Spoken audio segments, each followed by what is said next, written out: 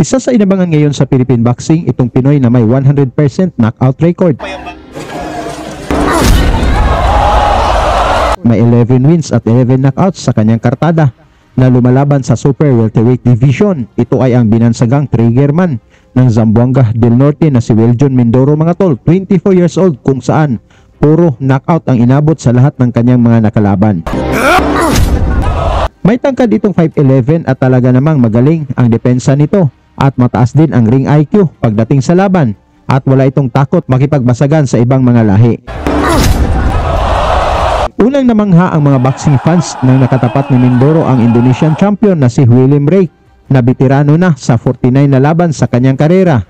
Hindi ito pwedeng kumpiyansaan si Rake mga tol dahil isa itong Indonesian Boxing Commission champion na bumibiktima na rin ng maraming mga Pinoy. Lamang man sa experience itong si Rake mga tol, ngunit hindi natinag dito ang ating pambato. Tara mga tol, ating balikan kung paano pinatulog ni Mindoro itong Indonesian champion. Sa round 1 mga tol, makita natin na lamang sa tangkad itong si Kabayan na nagpakawala ng mga jabs upang makontrol ang distansya.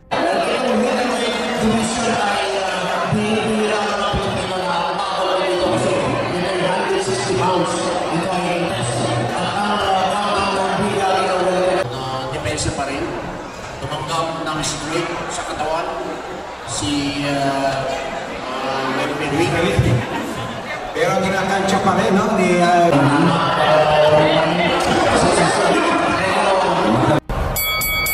Sa second round mga tol, tumama ang mga solidong pinakawala ni Mindoro, ngunit matibay talaga itong pambato ng Indonesia.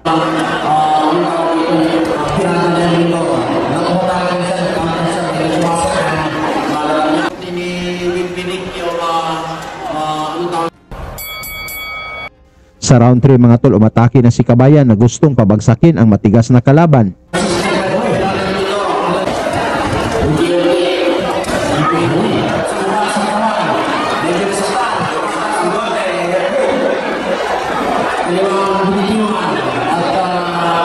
Pangalawang atake pa rin.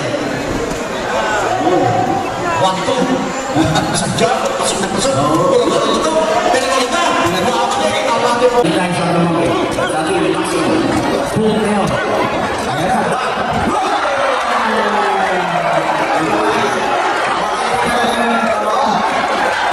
Mula sa malakas na pinakawala ni Mindoro mga tol, bagsak si Rake at dito na natapos ang laban.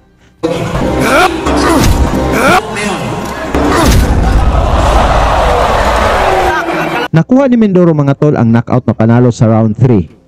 Nakalipas lang ang 4 na buwan mga tol, hinarap ng ating Pinoy na si Mindoro ang kinatatakutang boxer ng Japan na nagmula sa matapang na angkan ng mga Inoue. Ito ay ang pinsan ni Naoya at Takuma Inoue na si Takeshi Inoue na may 20 wins, 2 losses at may 12 knockouts sa kanyang kartada at ang dalawang talo nito ay nagmula lang sa dalawang world champions.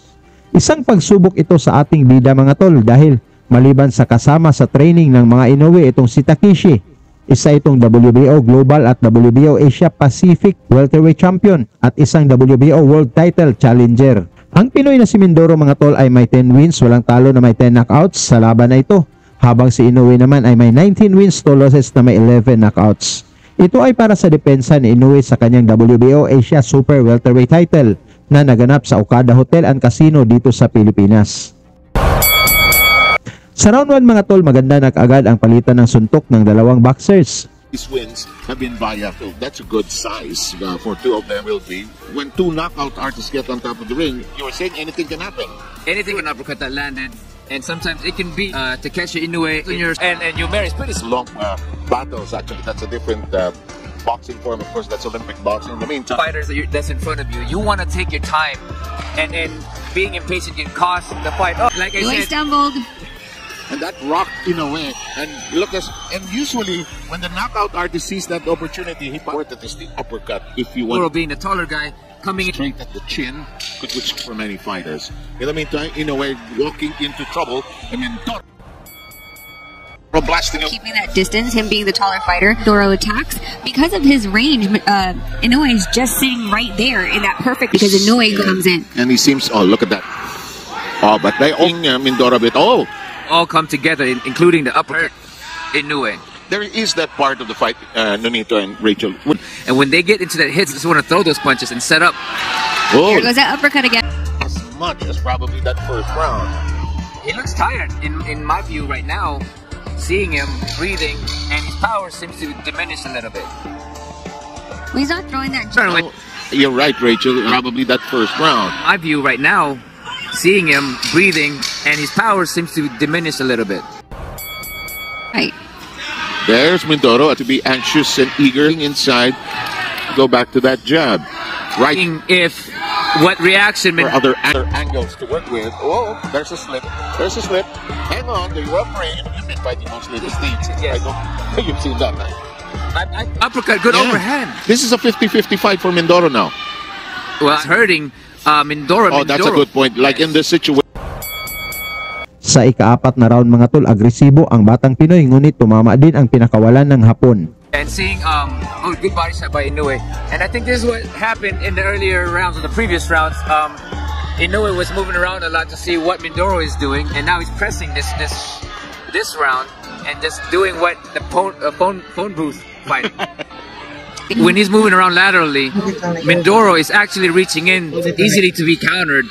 But when they are in that position of being close to each other, that's when Inoue really has the bigger advantage. And very straight, an overhand from Inoue.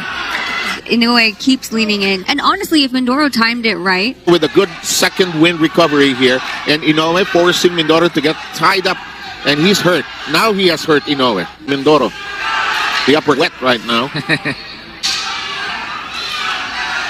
And the thing about powerful combination. These are the middleweights, you know.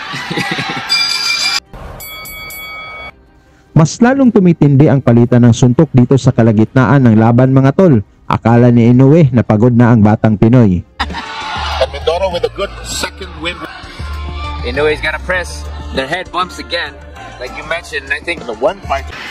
and now he's just trying to press overhand again from He does Inoue. not want this fight to go long. Feet. Mindoro's mouthpiece had come out. Overhand. And try to just close. No, I have a sense that Inoue could be leading in the scorecards. Huh?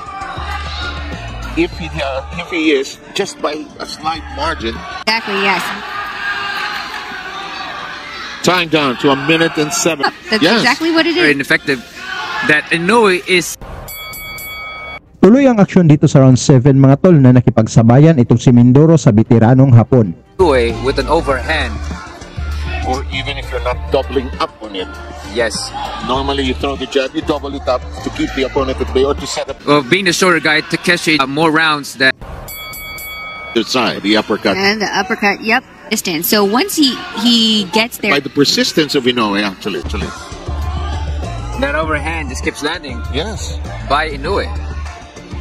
And this is his. To be able to get this one, he needs a special performance. Knocking and nailing, Inoue time and again. 3 straight attacks. Comes down to body positioning.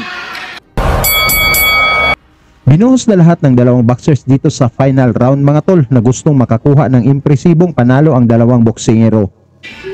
He has survived, most likely, this fight. And both fighters acknowledge each other's abilities at the end that we have survived. Matapos ang mainit na laban mga tol, ang isang judge ay nagbigay ng 115-113 pabor kay Mindoro at ang isa ay 117-112 pabor naman kay Inoue at ang huling judge ay nagbigay ng 114-114 kaya mula dito ay nauwi sa draw ang laban.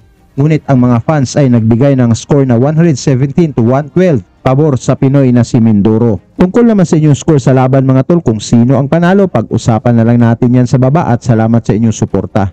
Lagi niyong sundan, huwag magpapahuli. Pag-usapan ni bakbakan, balita niya at laban. Mga Pinoy na di nagpapagapi. Salamat sa mga suporta na lagi nandyan.